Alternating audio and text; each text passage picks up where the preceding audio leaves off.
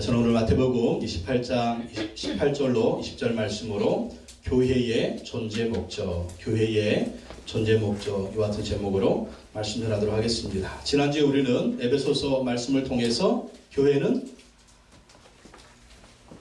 뭐다? 교회는 병원이다. 안 잊어버리셨죠? 안 잊어버렸는데 잠깐 생각이 안 났을 뿐이죠. 교회는 병원이다. 교회는요 영적인 병원이다라는 것입니다. 에베소 교회가 얼마나 위대한 교회, 그리고 사도 바울이 세운 교회, 정말 멋있는 도시에서 세워진 교회, 그리고 사도 바울이 개척하고 일꾼 세운 얼마나 멋진 교회였습니까? 근데 에베소 교회에는 어떤 사람들이 있었어요? 도둑놈들이 있었고, 욕쟁이들이 있었고, 거짓말하는 사람이 있었고, 싸우는 사람이 있었고, 화를 버럭버럭 내는 사람. 이렇게 보니까 에베소 교회는요 문제투성이었습니다. 이게 바로 교회다라고 하는 것이죠. 교회는요 문제 있는 사람이 모이는 거예요. 교회는요 상처 있는 사람이 모이는 거예요. 교회는요 고통 있는 사람들이 모이는 곳입니다. 이 사람들이 모여서 어떻게 돼야 돼요? 치료받고 변화돼야 돼요. 치료받고 변화되는 곳이 바로 교회다. 그래서 교회는 천사가 모인 곳이 아니에요. 교회는 영적인 병자들이 모인 곳입니다. 그래서 이분들이 고침받고 치료받아서 또 예수님의 제자가 되어서 또 다른 사람들을 데려다가 또 치료해주고 고쳐주는 것이 바로 교회다라는 것입니다. 그래서 교회는 병원이다. 오늘은 교회의 존재 목적에 대해서 생각해 보도록 하겠습니다. 여러분, 교회의 존재 목적이 무엇입니까? 왜 교회가 이 땅에 있어야 됩니까? 우리가 교회를 오래 다녀도 교회의 존재 목적을 모르면 맨 교회 안에서 쌈박질합니다. 왜? 자기 스스로가 교회의 존재 목적에 대해서 정의를 내놓는 게 있어요. 교회는 성경 공부 열심히 해야 돼. 이것만을 주장. 어떤 사람은 교회는 예배가 최고야. 이걸 주장하는 사람이 있고, 그래도 뭐니 해도 교회는 선교해야지. 이런 일. 아니다. 무슨 해외 선교냐. 국내 선교도 다 이루지 못했는데 국내 전도가 제일이다. 아니야. 교회는 믿는 사람들이 모여서 교제하는 곳이야. 나름대로 교회에 대한 정의를 가지고 이게 이루어지지 않으면 피 터지게 싸웁니다. 그래가지고 교회가 싸워서 세상 사람들한테 또 욕먹고 그런 경우가 얼마나 많습니까? 우리의 생각은요 다 내려놔야 됩니다. 교회의 존재 목적이 무엇이냐? 예수님이 말씀해 주셨거든요. 예수님이 명령해 주셨거든요. 그 예수님의 말씀에, 그 명령에 우리는 순종하면 됩니다. 예수님이 말씀하신 교회의 존재 목적이 무엇입니까? 오늘 말씀해 보니까 예수님의 제자를 만드는 것이 교회의 존재 목적이다. 오늘 보십시오. 마태복음 28장 18절에서 20절 말씀. 다시 한번 읽어볼까요? 다시 한번 시작. 예수께서 나와 말씀하여 이르시되 하늘과 땅의 모든 권세를 내게 주셨으니 그러므로 너희는 가서 모든 민족을 제자로 삼아 아버지 아들과 성령의 이름으로 세례를 베풀고 내가 너에게 공부한 모든 것을 가르쳐 지키게 하라. 볼지어다 내가 세상 끝날까지 너희와 항상 함께 있으리라 하시니라. 이 말씀이요 교회의 존재 목적이다 하는 것입니다. 왜냐하면 이 말씀은 예수님의 유언의 말씀. 예수님 십자가에 죽으시고 부활하신 다음에 천국에 다시 올라가시기 전에 제자들한테 마지막으로 남긴 말씀이 이 말씀입니다. 여러분, 유언할 때 어떤 말 남깁니까? 1시간 후에 죽을 거다. 그러면 무슨 말 남겨요? 1억은 둘째 아들 주고 5억은 첫째 아들 주고 아파트 어떤 땅은 사실은 내가 숨겨놓은 어떤 땅이 있는데 그 땅은 이게 유언 아니겠어? 너희들 싸우지 말고 사이좋게 지내. 이게 유언 아니겠어? 최고로 정말 중요한 말, 하고 싶은 말, 이게 유언이지 않습니까? 우리 예수님께서 천국에 올라가시기 전에 최고로 중요한 말을 했는데 바로 오늘 본문의 말씀이다. 오늘 말씀에 보면 19절 20절에 네 가지 동사가 나옵니다. 보면 19절에 그러므로 너희는 가서, 가라는 말씀이 나오죠. 또 무슨 말씀이 나옵니까? 모든 민족을 제자로 삼아라. 제자로 삼아라. 또 뒤에 보면 성령의 이름으로 세례를 베풀라. 세례를 베풀라. 또 20절에 보면 어떤 말씀이 나옵니까? 내가 너희에게 분부한 모든 것을 가르쳐 지키게 하라. 네 가지. 가라, 제자 삼으라, 세례를 베풀라, 가르쳐 지키게 하라. 네 가지의 동사가 나오는데 이 중에서 명령형의 동사 한 가지가 있습니다. 명령형. 명령형은 뭐예요? 무조건 해야 되는 거예요. 해도 되고 안 해도 되는 게 아니라 무조건 하는 거, 그게 명령이죠. 그게 뭡니까? 제자를 삼으라. 제자를 삼으라. 제자를 삼으라. 원어 성경을 직역하면은요, 너희들은 제자를 만들라, 그런 뜻입니다. 예수님 우리에게 주신 사명이 무엇이냐? 예수님의 제자를 만들라라는 것. 이것이 예수님이 우리 교회에 주신 최대의 명령입니다. 그래서 이 말씀을 보고 지상명령이라고, 지상명령. 우리가 교회에서 봉사도 하고 예배도 드리고 선교도 하고 전도도 하고 또 헌금도 하고 아무리 많이 할지라도 교회가요, 예수님의 제자를 만들어내지 않으면 교회는 제 할 일을 못하는 것입니다.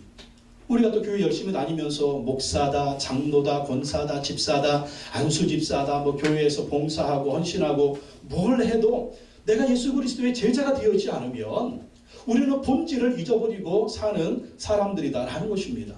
여러분 자신을 한번 돌아보십시오. 교회 몇 년 다녔어요? 여러분 예수님의 제자가 되어 있습니까? 아멘. 할렐루야. 권사님만 예수님 제자입니까? 장로님은 예수님 제자 아닙니까? 우리가 다 고민스러워요. 내가 교회 10년을 다니고 20년을 다니고 30년을 다니고 50년을 다녔는데 내가 예수님의 제자라고 말을 할 수가 없어.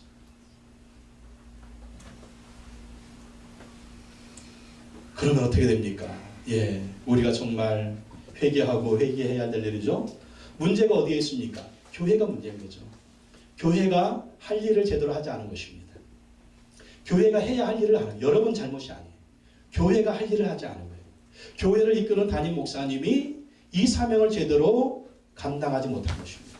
그러니 이 예수님의 지상명령 앞에서 우리가 얼마나 순종하고 있는지, 우리 교회가 얼마나 순종하고 있는지 이것을 우리가 점검하고 또 점검해야 된다라는 것입니다. 제자가 무엇입니까? 제자는요, 배우는 사람입니다. 뭘 배워요? 선생님의 사상을 배웁니다. 선생님의 철학을 배웁니다. 그리고 제자는 뭡니까? 배운 것을 전수를 해야 돼요. 배우고 전수하고, 배우고 전수하고, 스승님한테 배우고 또 내가 다른 제자를 세워서 이렇게 스승님의 그 가르침과 그 스승님의 그 모든 철학들이 내가 배우고 또 전수가 되는, 이게 제자가 되는 것입니다. 그래서 우리는 무엇을 배워야 됩니까? 우리는 예수님의 삶을 배워야 돼요. 예수님의 삶. 여러분 성경적인 지식도 중요하지만 더 중요한 거는요, 예수님의 삶의 모습이에요. 예수님 어떻게 사셨는가? 그래서 그 예수님의 삶의 모습을 우리가 닮아야 된다는 거죠. 그래서 우리의 삶의 모습이 예수님 같은 모습이 되어야 돼요. 제자가 된다는 것은 예수님을 닮아 간다는 것입니다. 그래서 우리가 시간이 지날수록 신앙생활을 1년하고 2년하고 3년하고 4년하고 5년하고 이렇게 시간이 흘러갈수록 우리의 모습 가운데서 뭐가 나타나야 돼요? 예수님의 모습이 나타나야 됩니까? 옆에 분한테 한번 물어보시겠습니까? 물어보시겠습니다. 당신은 예수님을 닮으셨습니까? 예수님 닮아가고 있습니다. 그렇게 물어보면 속으로 그러실 것입니다. 너나 잘하세요. 우리 정말 그러면 안 돼요. 너나 잘하세요가 아니라 옆에 사람이 봤을 때 우리 남편은 예수님 닮은 분입니다. 우리 아내는 예수님 닮은 분입니다. 교회 다니는 우리 부모님은 예수님 닮은 분입니다. 많은 형제들 중에 안 믿는 형제들이 있는데 교회 다니는 우리 형제는 예수님 닮은 분입니다. 이것이 나와야 된다라는 것입니다. 그런데 이것이 없으면은요, 우리는 교회 생활, 신앙 생활 정말 아름다운 열매를 맺지 못한 것입니다. 내가 그렇게 오랫동안 예수님 믿었는데 예수 닮은 구석이 하나도 없다. 도대체 누구를 믿는 것입니까? 맨 하는 얘기가 공자님 얘기나 했었고 부처님 얘기나 했었고 그러면은 안 되는 겁니다. 그래서 우리는 예수님을 닮은 그러한 예수님의 제자가 돼야 된다라고 하는 것이죠. 그래서 오늘 말씀에 보면 제자를 만들어내기 위해서는 교회가 첫 번째로는 가야 된다라고 하는 거예요. 가야 된다. 누구한테 가요?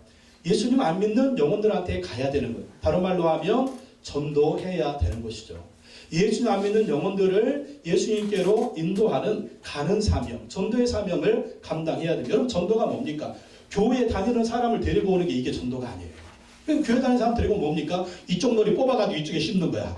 이건 전도가 아니죠. 새 머리를 심어야, 새 머리를. 이 머리 없는 사람들은 새 머리를 심어야 이 머리숱이 많아지는 거지. 긴 머리 뽑아다 이거 꽂아봤자 이건 뭐 이숟가락인데 뭐 되겠어요? 예. 이털 보면 이털 꽂으나 뭐 거의 머리카락이 하여튼 뭐 그러잖아요. 예. 흰머리 자르지 마세요. 흰머리 자르다가 검은 머리 2개 더 자르니까. 그러니까 그런 전도가 뭐냐? 전도는 예수 안 믿는 사람들, 하나님에 대해서 반항적인 사람들, 그런 사람들을 데려오는 것이 이게 바로 전도다라고 하는 것입니다. 우리가 신앙생활 5년, 7년 하면은요, 우리 주변에 예수 믿는 사람이 없어진다는 통계가 있습니다. 왜? 신앙생활 오래 할수록 믿는 사람들하고만 교제권이 형성되는 거예요. 그러면 전도가 안 되죠. 우리가 옛날에 술친구, 우리가 옛날에 같이 어울리던 그런 친구들을 계속 만나야 됩니다. 찾아가야 됩니다. 왜? 같이 술 먹고 같이 나쁜 짓 하기 위해서 그게 아니라는 거죠. 전도하기 위해서. 전도하기 위해서. 우리가 믿는 사람들만 만나면 전도가 안 돼요. 안 믿는 사람들을 만나야 돼요. 그런 사람들을 만나서 그 사람들을 주님께로 데리고 와야 됩니다. 오기만을 기다리고 있으면 안 돼요. 근데 제일 좋은 전도 방법은 누구예요? 내가 아는 옆에 사람. 가족 중에, 아니면 내가 아는 친구 중에, 아니면 내가 아는 지인 중에, 내가 자주 만나는 그런 사람들 있잖아요. 그런 사람들을 나를 통해서 내가 그 사람들을 이끌어오는 것. 그게 바로 전도다라는 것이죠. 또 제자를 만들기 위해서는 어떻게 해야 되느냐? 세례를 주라. 세례를 주라. 세례를 누구한테 줍니까? 예수 믿는 사람에게 세례를 주는 거거든요. 그러니까 우리가 다른 사람들을 전도하기 위해 찾아가서 교제만 하면 안 돼요. 그 사람에게 예수님을 전해주고 그 사람이 예수 믿고 세례 받도록 해야 된다는 것입니다. 우리가 주변에 사람들 보면은요, 외로운 사람들이 굉장히 많습니다. 또 인생의 문제를 가지고 있는 사람들이 굉장히 많습니다. 그러니까 그런 사람들에게 예수님을 소개시켜주고 그분들을 주님께로 인도해야 된다는 것입니다. 또 인도한 것으로 끝나면 안 됩니다. 가르쳐 지키게 해야 된다는 거죠. 예수의 말씀을 가르쳐주고 예수의 말씀을 또 알려주고 또 그렇게 해서 예수님을 닮아가는 그러한 모습이 되도록 가르쳐 지키는 그러한 모습이 있어야 된다는 것입니다. 그래서 한 사람을 전도해서 예수님 믿게 만들고 이 예수님 믿은 사람이 예수님의 제자가 되도록 이렇게 만들어야 돼요. 근데 교회 보면 너무너무 정신없어요. 교회가 행사도 많고 뭔 일도 많고 너무너무 정신없는데 문제는 예수님의 제자가 안 만들어진다. 그런 경우 많잖아요. 열심히 교회는 죽으라고 하는데 교회는 정신없이 돌아가는데 예수님의 제자가 안 만들어졌어. 목사도 마찬가지예요. 목사는 목사인데 이상히 예수님의 제자 같지가 않아요. 장로, 권사, 안수입사, 집사 뭐 교회 오래 다녔는데 예수님의 제자의 모습은 온데간데 없고 하나도 안 변했어. 하나도 안 변했어. 옛날에 살던 그 생활 스타일이 하나도 안 변해가지고 정말 가는 데마다 사람들한테 상처 주고 고통 주고 그냥 그런 경우가 얼마나 많습니까? 왜 그럴까요? 교회의 존재 목적, 제자 삼는 사명에 대해서 교회가 집중하지 않았기 때문에 너무 이것저것 다른 일에만 바쁘고 정말 우리가 바빠야 될 일은 뭐냐면 한 사람 한 사람을 예수님의 제자 만드는 그러한 일을 감당해야 된다라는 것입니다. 이것이 예수님이 우리에게 주신 본질이다라는 거예요. 그러면 두 번째, 제자를 만들어낼 수 있는 가장 좋은 교회 구조가 뭐냐? 이게 바로 가정교회다. 가정교회. 가정교회는 새로운 교회 형태가 아닙니다. 예수님이 생각하신 교회 형태였어요. 예수님의 사역을 보십시오. 그리고 신약성경에 나와 있는 교회들의 모습을 보면은요, 거의가 다 집에서 모이는 조그마한 가정교회였어요. 집에서 5명, 10명, 한 15명, 또 그 초대교회 대부분의 그 가정교회 모이는 집들은 그 분들이 부자였습니다. 리더들이, 장로님들이 부자였기 때문에 그 집이 굉장히 컸어요. 그 집에 모일 수 있는 맥시멈의 인구가 몇 명이냐면 한 30명에서 40명입니다. 이게 가정교회 구조였습니다. 그래서 집에서 사람들이 모이고 또 장로님이나 집사님들이 교회의 그 리더가 목자가 되어서 가정교회를 이루었다는 거죠. 여러 개의 가정교회가 모여서 예루살렘 교회가 된 겁니다. 또 여러 개의 가정교회가 모여서 고린도 교회가 된 겁니다. 여러 개의 가정교회가 모여서 에베소 교회가 된 겁니다. 여러 개의 가정교회가 모여서 빌립보 교회가 되었고요. 로마 교회가 된 것입니다. 그래서 이 가정교회 안에서 예수님의 제자들이 만들어졌다는 것입니다. 이 제자를 만들어내기 위해서는 어떤 지식이나 기술이 아니에요. 뭘 가르쳐줘요? 삶의 모습을 가르쳐야죠. 생활 태도를 가르쳐줘요. 예수님 닮은 그러한 모습을 사람들한테 가르쳐주고 전수를 해줘야 된다는 것입니다. 근데 이런 삶의 모습을 가르쳐주려면 어떻게 해야 될까요? 대중적인 모임에서는 안 돼요. 많이 모임돼서는 안 돼요. 어디서 가능합니까? 집에서. 조그만 소그룹이, 여러분 참 이상한 거 있죠? 자식은 부모를 닮게 되어 있습니다. 왜 닮을까요? 그 집 안에서 항상 보고 배우고 그냥 습득하는 게 그런 모습이니까, 항상 보니까, 항상 같이 사니까, 같이 지내니까 가족이 5명, 6명 뭐 그 작은 소그룹 단위잖아요. 거기에서 보고 배우는 거예요. 우리도 예수님의 제자를 만드는 가장 좋은 그러한 시스템은 뭐냐? 가정교회입니다. 소그룹이 모이는 거예요. 5명, 한 10명, 15명이 모여가지고 거기서 서로 교제하고 거기서 서로 보여주고, 어떤 모습? 이 모습이 예수님의 제자의 모습입니다. 서로 보여주게 되면 그것을 담게 된다는 것입니다. 저는 성경을 보면서 이상하게 느낀 대목이 있습니다. 여러분, 오병이의 기적을 할 때 몇 명이 모였습니까? 5,000명, 5,000명. 5,000명을 먹이고 12광주리가 남았잖아요. 근데 여기 남자 장녀만 5,000명이지 아이들, 여자들 합하면 몇 명이 되겠어요? 최소한 10,000명은 될 겁니다. 그럼 엄청난 기적을 경험했습니다. 그런데 사도행전 1장에 보면 기도하는 사람들이 몇 명이에요? 기도하는 사람이 120명이죠. 수천 명 다 어디 갔습니까? 120명밖에 없었어요. 많은 사람들이 예수님의 말씀 듣고 설교도 듣고 또 기적도 경험을 했습니다. 그런데 다 없어졌다라고 하는 것이죠. 그리고 예수님이 십자가에 못 박히실 때 사람들이 다 어디 갔습니까? 다 도망가고 여자들과 그리고 예수님의 제자 몇몇만 그 앞에 있었잖아요. 이게 뭐냐면 대중적으로 예수님의 기적을 경험하고 뭐 설교를 듣고 은혜를 받아도 예수님의 제자가 되지 않으면 언젠가는 다 떠나간다. 다 떠나가요. 세상으로 다 떠나가고, 세상 좋은 곳을 또 쫓아서 다 떠나가게 된다라는 것입니다. 그래서 사실 이 대중적인 예배나 성경 공부나 또 이 설교는요, 사람들한테 은혜는 끼칠 줄은 몰라도 삶의 변화가 있는 제자의 모습은 이루어지지 않습니다. 뭐 다른 거 볼 필요 없어요. 여러분 자신을 한번 점검해 보세요. 내가 교회 몇 년 다녔는데 예수님의 제자처럼 변화된 게 있는가? 왜 그럴까요? 보고 배운 게 없는 거예요. 보고 배운 거. 나도 저 사람 닮아야지. 저 사람처럼 저렇게 돼야지. 저렇게 나도 한번 훈련 받아야지. 나의 잘못된 부분들을 다 쳐내야지. 예수님 닮은 사람이 돼야지. 그런 샘플링이 있어야 되는데, 그걸 정말 그 소그룹 가운데서 보고 배운 게 없으니까 그 모습이, 제자의 모습이 없는 것을 볼 수가 있습니다. 그래서 예수님은 제자를 만드는 방법 어떻게 만드셨어요? 몇 명? 12명 데리고 다니시면서 몇 년 동안이나? 3년 동안이나. 3년 반 동안 12명에게 집중하셨습니다. 그리고 그 12명 중에 또 한 명은 실패했죠. 가룟 유다.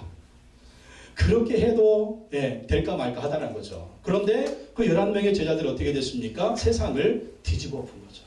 11명의 제자가 세상을 뒤집어 엎었습니다. 5,000명이 아니었습니다. 수천 명이 아니었습니다. 11명의 제자가 세상을 뒤집어 엎었고, 또 그 11명의 제자가 또 다른 제자들을 만들었잖아요. 그래서 그 복음이 2000년 전에 예루살렘에 있었던 예수 그리스도의 복음이 우리까지 온 겁니다. 누굴 통해서? 제자를 통해서. 그래서 우리가 예수님의 제자가 되어야 된다는 것입니다. 그래서 가정교회는요, 예수님이 주신 이 제자 삼는 대사명을 이루는데 효과적인 도구가 될 수가 있어요. 제자 만들기 위해서 예수님께서 가라고 하셨습니다. 어디로 갑니까? 사람들한테 가야 되거든요. 안 믿는 사람들한테 가야 되거든요. 그리고 그 사람들을 데리고 와야 되는데, 사실 교회로 데리고 오면 막 사람들이 이렇게 많으니까 제대로 케어가 안 됩니다. 근데 5명이나 10명 모이는 작은 가정교회 안에 사람들이 이렇게 데리고 와보세요. 데리고 오면 거기서 잘 관리가 될 수가 있는 거예요. 그러면서 함께 식사도 하고 함께 교제도 하고 또 서로 도와줄 일이 있으면 서로 도와주면서 그렇게 교제를 갖는 것입니다. 근데 그 교제를 갖는데 누구? 내가 아는 사람, 가족 중에 누구, 이웃 중에 누구, 친구 중에 누구, 그리고 자주 만나는 사람 중에 누구 있잖아요, 여러분. 예수 안 믿는 사람들. 그 사람들을 가정교회 안으로 데리고 오는 거예요. 그래서 5명에서 10명 그 교제권에 들어오게 하는 것입니다. 그렇게 해서 교회 먼저 안 나와도 그 가정교회 안에 먼저 오게 하는 거예요. 거기서 교제를 하다가 이제 교회로 인도할 수 있는 그런 구조를 만들 수가 있는 거죠. 또한 예수님이 제자 만들기 위해서 세례를 주라고 했잖아요. 세례를 주라. 세례 주라고 하는 건 예수님 믿게 만들고 또 예수님 닮아가는 그러한 사람을 만들라고 하는 건데, 사실 우리가 밖에 나가서 전도지 줄 때 보면 사람들이 피하잖아요. 어깨뒤 쫙 들고 예수 천당 이거 기분 좋아하는 사람 몇 명이 있어요.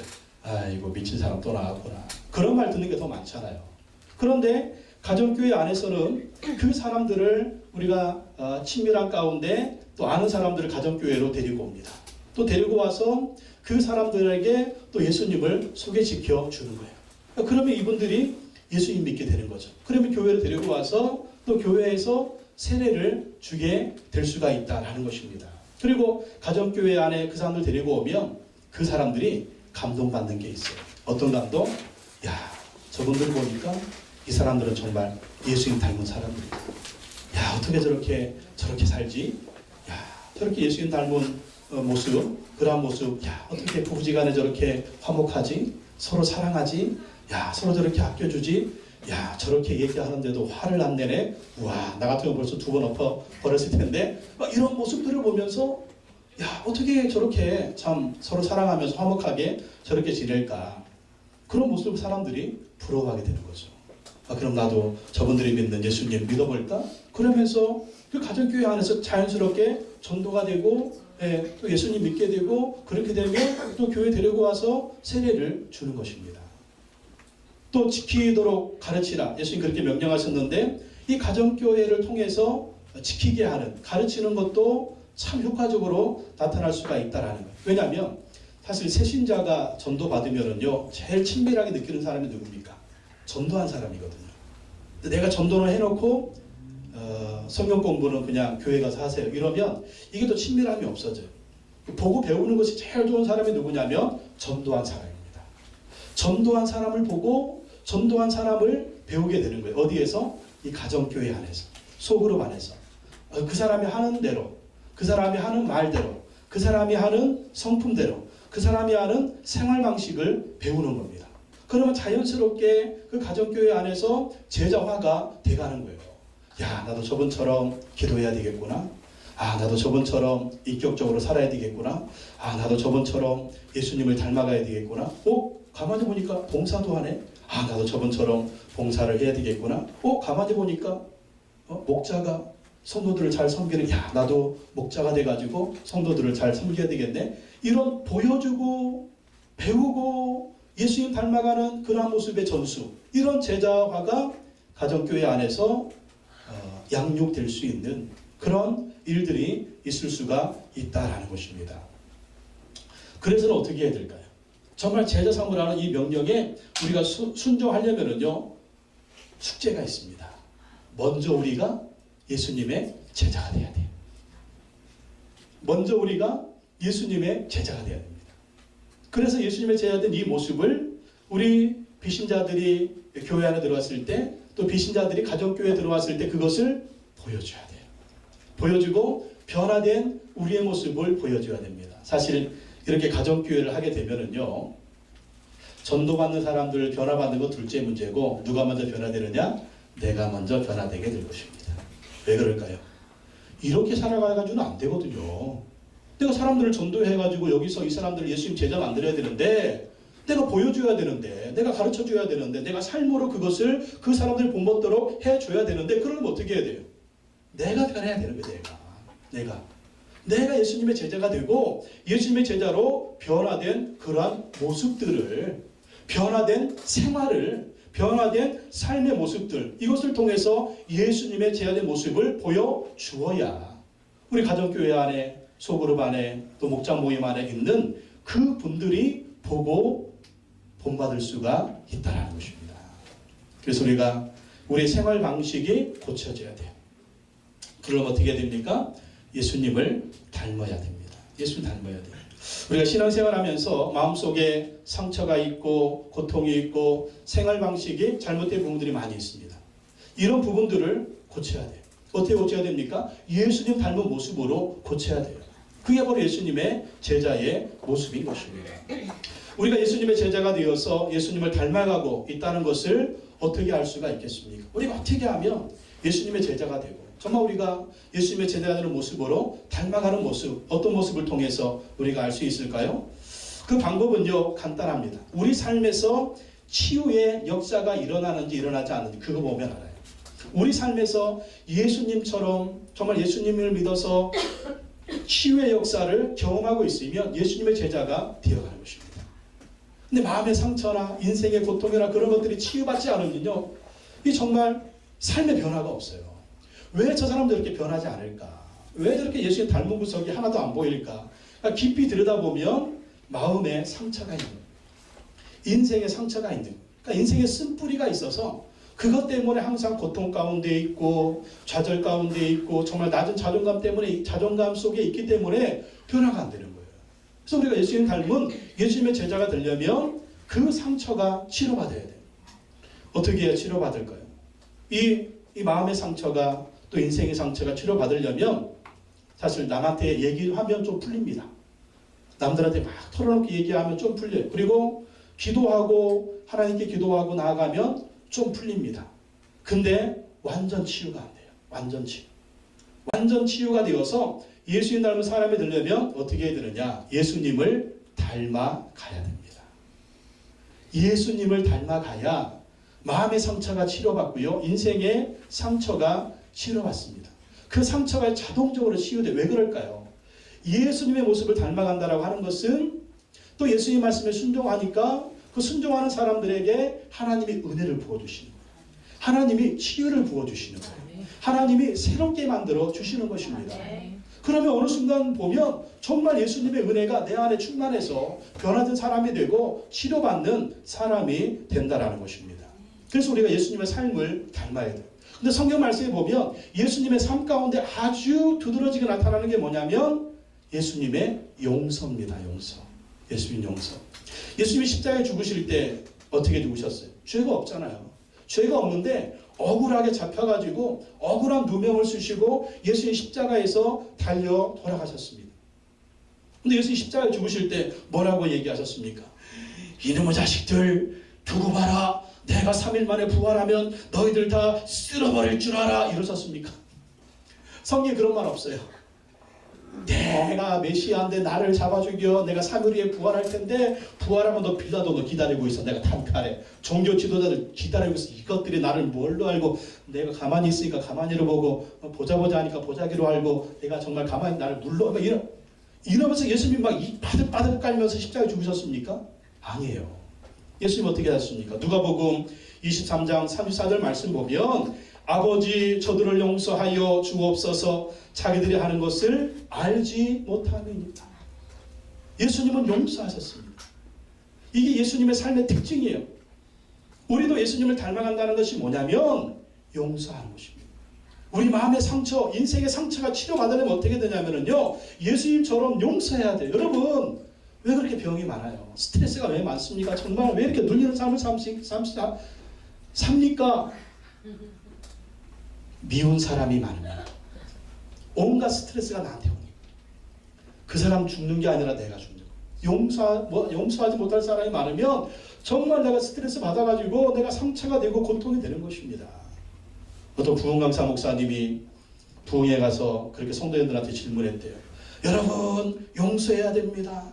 미운 사람 있으면 용서해야 됩니다. 혹시 여러분 중에 미운 사람 없는 분 있으면 손 들어보세요. 그러니까 아무도 없죠. 다 미운 사람이 있는데. 근데 할머니가 손 펄쩍 들더니 일어나시더래요. 목사님이 깜짝 놀랐습니다. 아, 할머니 진짜 미운 사람 없습니까? 그랬더니 할머니 하는 말이 다 있었는데 다 죽었어.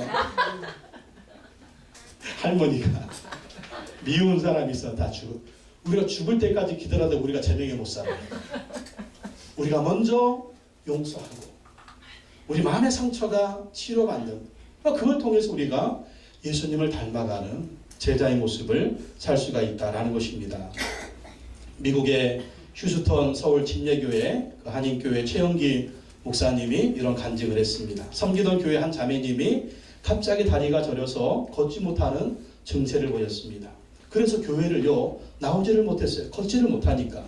그러다가 3주 만에 절룩거리면서 교회를 나왔습니다. 근데 성령님께서 목사님에게 저 자매를 위해서 기도해줘라. 그런 감동을 주셨습니다. 그래서 자매한테 가서 왜 다리가 아프게 되었느냐. 그것을 상담을 했습니다. 그러자 이 자매가 한참 망설이다가 눈물을 주르르 흘리면서 자기 속 얘기를 털어놨답니다. 남편이 자기한테 직장을 다니라고 보채더래요. 직장 다니라고 돈 벌어오라고 이회수 같은 남편이 그렇게 막 보채더랍니다. 그러니까 자매는 자기가 전공한 분야가 있는데 이 전공 분야를 찾아서 직장을 다녀야 되는데 이 전공한 분야를 찾기가 거의 불가능한 그러한 형편이었답니다. 그래도 남편이 계속 직장 다니라고 보채니까 남편이 미웠어요. 남편이 믿고 남편을 미워하기 시작하니까 몸에 병이 온 겁니다. 그래서 목사님이 이렇게 얘기했습니다. 남편을 용서해야 합니다.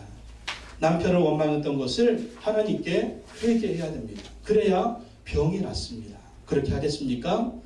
그러자 그 자매는 잠시 생각하더니 눈물을 흘리면서 남편을 미워했던 것을 회개하고 남편을 용서하는 그러한 기도를 했다고 합니다. 그리고 목사님이 안수기도를 해줬어요. 어떻게 됐을까요? 며칠 후에 자매의 병이 깨끗하게 나았습니다. 그리고 자기의 병을 치료해 주신 하나님의 능력을 체험하면서 하나님께 감사를 드렸다고 합니다. 여러분 용서하고 원한을 풀면 육체적인 건강도 회복되게 되는 것입니다. 또 그것을 통해서 예수님의 제자가 되어가는 그러한 모습을 볼 수가 있다라고 하는 것입니다. 여러분, 여러분의 상처가 있다면 용서하십시오. 미워하는 사람이 있다면 용서하십시오. 그때 주님의 치유가 있을 것입니다. 또 그걸 통해서 예수님을 닮아가는 예수님의 제자가 될 것입니다. 교회의 존재 목적이 무엇입니까? 교회의 존재 목적은 예수님의 제자를 만드는 것입니다. 우리가 먼저 예수님의 제자가 되고 또 우리가 이 예수님의 지상명령에 순종해서 예수님의 제자를 만드는 그런 우리 교회가 되기를 예수님의 이름으로 축원합니다. 기도하겠습니다. 하나님 아버지, 예수님 우리에게 명령을 주시고 사명을 주셨습니다. 제자를 삼으라고 하는 그 명령을 주셨습니다. 우리가 먼저 예수님의 제자가 되게 하여 주시옵소서. 그리고 우리도 예수님을 닮아가는 그 제자를 만드는 사역을 감당할 수 있도록 인도하여 주시옵소서. 특별히 가정교회를 통해서 소그룹 모임을 통해서 먼저 제자된 우리가 예수님 닮아 변화된 모습을 보여주게 하시고 비신자들을 전도하고 예수님께로 데리고 와서 또 그들에게 예수님 믿게 할 뿐만 아니라 우리의 삶의 모습을 통해서 예수님의 모습을 보여주어 우리를 통해 예수님을 닮아가는 예수님의 제자가 만들어질 수 있도록 인도하여 주시옵소서. 우리 판교순복음교회가 예수님의 지상명령에 순종하여 제자 만드는 사역을 잘 감당하여 예수님의 지상명령을 수행할 수 있는 우리 교회가 되게 하여 주시옵소서. 예수님의 이름으로 기도하고 나이다. 아멘.